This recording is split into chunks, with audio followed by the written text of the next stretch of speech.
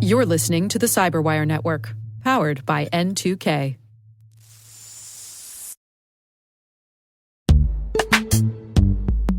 And now, a word from our sponsor, SpyCloud, the cybercrime analytics leader. SpyCloud disrupts cybercrime by telling you what criminals know about your business and your customers, so you can take action to prevent ransomware, account takeover, and online fraud. SpyCloud constantly recaptures and analyzes new data from the criminal underground, including credentials, cookies, and PII siphoned from malware-infected devices.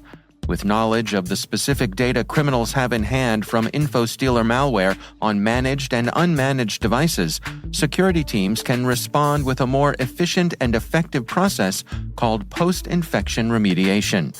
Get SpyCloud's post-infection remediation guide outlining the 7 steps for preventing a malware infection from becoming a full-blown ransomware incident.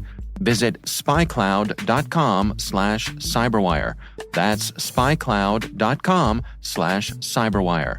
And we thank SpyCloud for sponsoring our show.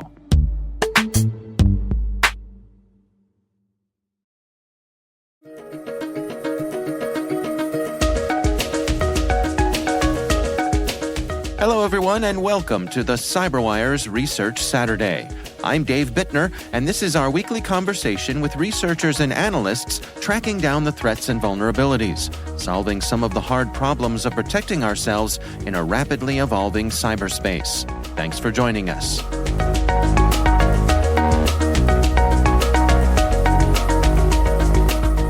What we started doing a couple of years ago is examining not just what everyone is doing, because there are plenty of benchmark reports out there, but what I really wanted to find out is what appears to work in security, and that's hard to track down. That's Wendy Nather. She's head of advisory CISOs at Cisco.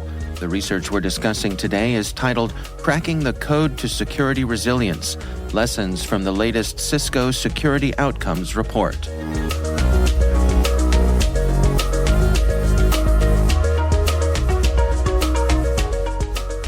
But thanks to the work that we have been doing with the Scientia Institute and some pretty rigorous data analysis, we think we're getting closer to some answers on what appears to correlate between certain types of practices and the outcomes that we want in a security program. I have to say that is what really caught my eye and prompted me to reach out to you is that this report, unlike a lot of others, really is all about outcomes, so what actually works. And to me, that's kind of a breath of fresh air. Yeah, I mean, I hate to promise too much in the report to say, if you do this, this will absolutely work. But after surveying really large numbers of organizations around the world and doing the analysis and trying to correlate practices and outcomes, we can at least say with a certain amount of confidence that if you are strong in a particular practice, then the chances are very high that you will also report being strong in this outcome. And that's, I think, lays it out. Well, let's go through it together here. I mean, what are some of the things that really rose to the top for you that caught your eye? Well, this year we decided to look at resilience. And the first challenge for us was to figure out what resilience actually means to people. Because if you go around asking folks, there's actually quite a lot of difference in how people define what resilience is. Some people, myself included, tend to think of resilience as things that happen and that you do after the bad event happens, to the right of boom, as some people describe it. But when we went out and surveyed all these practitioners, we found that a lot of them defined resilience as preventing major security incidents and losses. So kind of, the best outcome for resilience is not having those incidents to begin with. And that may be fair. It's not the way I would think of it, but you can't argue with what our respondents replied. Yeah, that's a really interesting point, and I think I wonder if that's something that you find throughout cybersecurity that sometimes, in some of these conversations, kind of getting to ground truth on how things are defined can be a stumbling block itself. Absolutely. And so we went through and collected a list of outcomes that practitioners said they associated with resilience. And then we looked at and surveyed them on practices and tried to see what appeared to correlate with these outcomes. And we found all sorts of things that appeared to correlate strongly.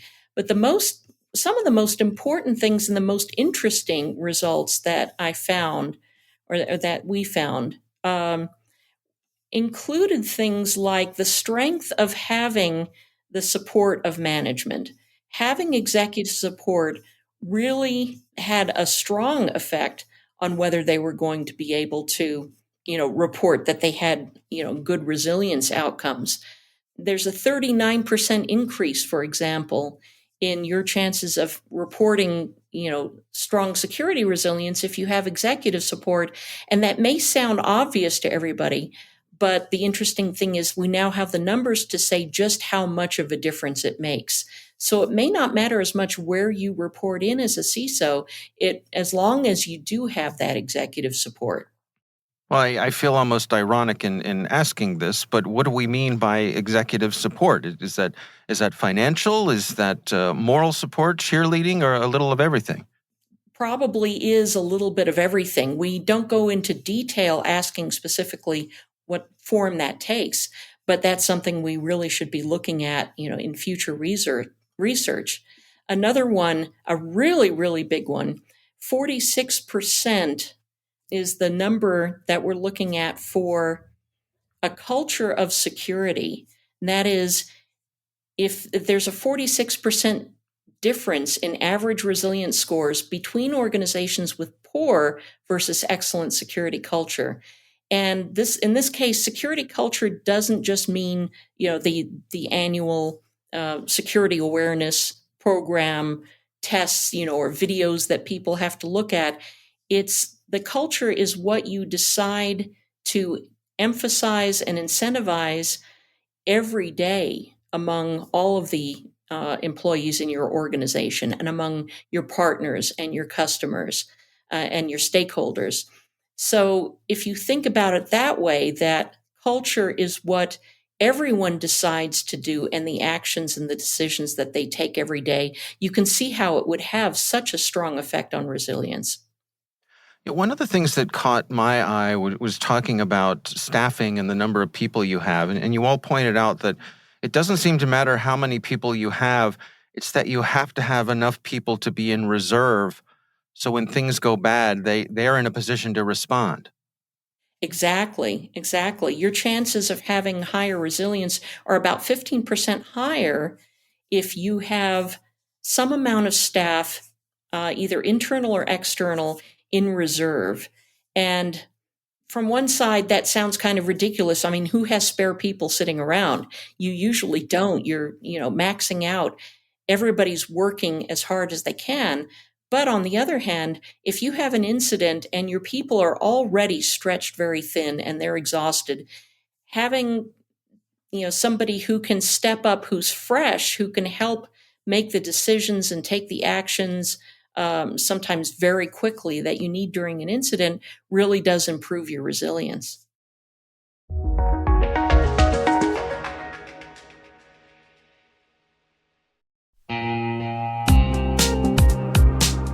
This episode of The Cyberwire is made possible in part by Nisos, the managed intelligence company. At Nisos, they help enterprise businesses achieve better risk insights and outcomes by delivering threat intelligence as a managed service. At Nisos, you can rely on their people, process, and technology to help you control costs while improving your defenses. They help you respond to threats faster and more effectively through assessments, monitoring, and investigations. Learn more about Nisos at nisos.com. That's NISOS.com.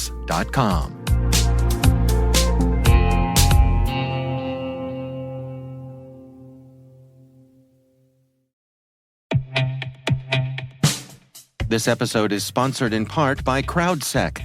Get contextualized and actionable cyber threat intelligence fed directly to your Cortex XSOAR platform with the CrowdSec integration, now available in the Cortex marketplace.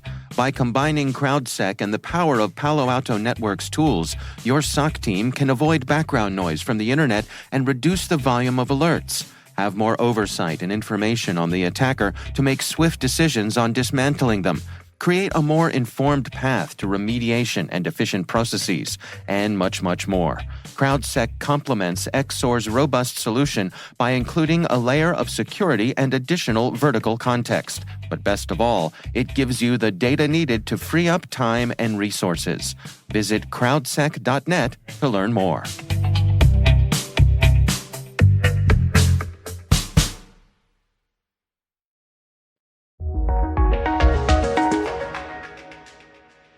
No, it's a really interesting point. It makes me think about, your neighborhood fire department who, spend most of their time sitting at the firehouse doing nothing. But boy, when you need them, you're glad they're there. Yeah, exactly. And it may be easier to get external people on retainer, for example, and bring them in. But as we found with some of our research last year, if you have outsourced incident response people, some of the metrics that we tend to like to look at, like mean time to respond, tend to increase when you have external people. Things slow down a little bit because those external people may not know everything that they need to know, and they need to coordinate with your internal people. So there's a trade-off. You may have more people in reserve outside the organization, but when you bring them in, it may slow things down. It doesn't mean you won't be resilient, but there are other performance factors that you need to think about. I'm curious if the report uncovered any misperceptions. Are there things that people think require a lot of attention, but in the end don't really tend to have much impact? Well, there's a lot of discussion and confusion around things like cloud adoption. And a lot of people tend to believe that everything is going to be better in the cloud or things are going to be safer in the cloud. One thing that we did find out is that asking respondents about and checking and calculating their resilience scores, they seem to be pretty much the same if you were entirely on premises or if you had your infrastructure entirely in the cloud. They seem to be pretty equal. So you could be equally resilient in either case. Where the resilience started dropping off was when you were in a hybrid situation. And those who said that they were in a hybrid infrastructure and things were hard for them, obviously their resilience score dropped down some. So I think the lesson we take from this is when you're trying to work out resilience for two different environments in a hybrid situation, both on premises and in the cloud, it's going to make resilience more complicated than if you're just in one or in the other. Were there any common elements when you look at organizations that are being successfully resilient? Are there things that they share, that they have in common with each other? Oh, yes. I mean, we did identify 7 practices that most often tend to lead to those higher resilience scores. What I think I'll do, Dave, is bring up an interesting graphic that we did not include in the report, but that we did include. I did include in my blog, in which the one that is titled "Cracking the Code to Security Resilience." We looked at the NIST cybersecurity framework and analyzed it and asked questions about the practices in that cybersecurity framework to see which ones looked like they correlated the most with those resilience outcomes. And we have the chart that's at the bottom of that blog post where you can look and see that, for example, having key systems and data being tracked and making sure they have security requirements has the highest correlation, or one of the highest correlations, with containing the spread or the scope of security incidents. And again, that sounds kind of intuitively obvious. If you know what you have and you have security requirements defined for everything that you have, then being able to contain the spread or the scope makes a lot of sense. But again, the value here is being able to see in the analysis that it's significant by 10.6%. That's, it's an actual number. It's not just a feeling anymore. I noticed in that chart that near the bottom was maintaining a cost-effective security program. Is it fair to say that, perhaps I'm oversimplifying it, but that this is not an area where thriftiness pays off? Actually, it's probably fair to say that, as you can see in that chart, if you look around, there are a few of these practices that don't seem to have any correlation with maintaining a cost-effective security program. So looking at the practice in the NIST CSF of threat detection capability provides awareness of potential security events. Well, yes, awareness is very good, but does it actually lead to maintaining a cost-effective security program? Probably not. They're probably not very relevant to each other.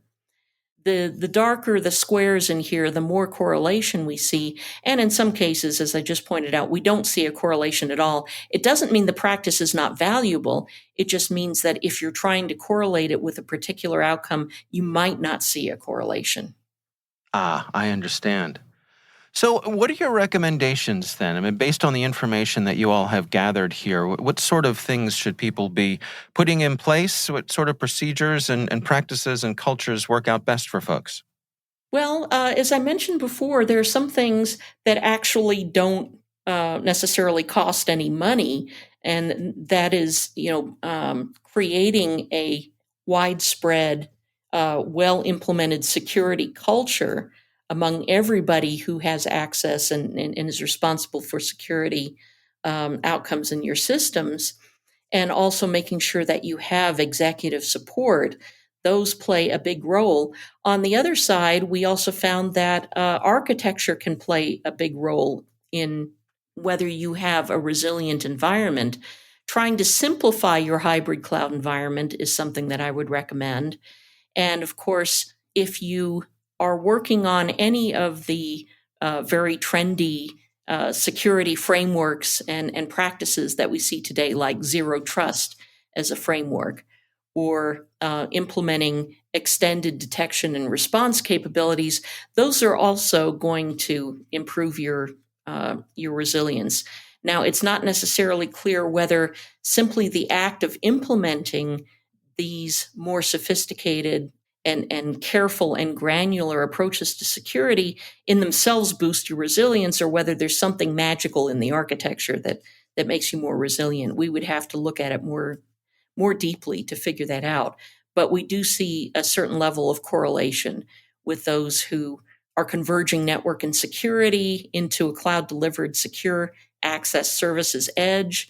That boosted security resilience scores by 27%. There are a lot of things that we would like to continue researching in the future. And actually, I would love to hear some input from you as to what else we should be looking at.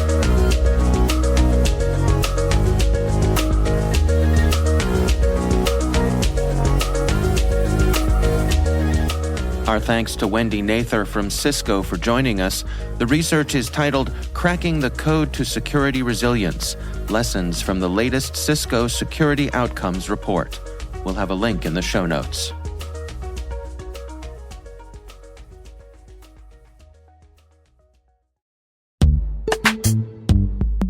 I want to tell you about another podcast that I enjoy that brings you smart, engaging, surprising interviews that go beyond the usual partisan bludgeoning.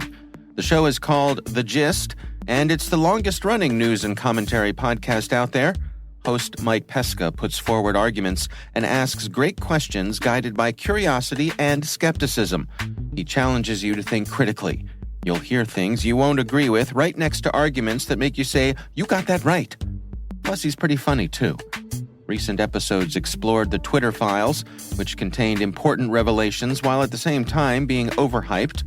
He showed how the Never Kevin caucus was, yes, nihilistic, but acting in their own rational self-interest. He's interviewed Michael Imperioli and the guy who ran Steakum's Twitter account and Harvey Weinstein's prison consultant. If this sounds interesting to you, then listen to The Gist every evening wherever you get your podcasts.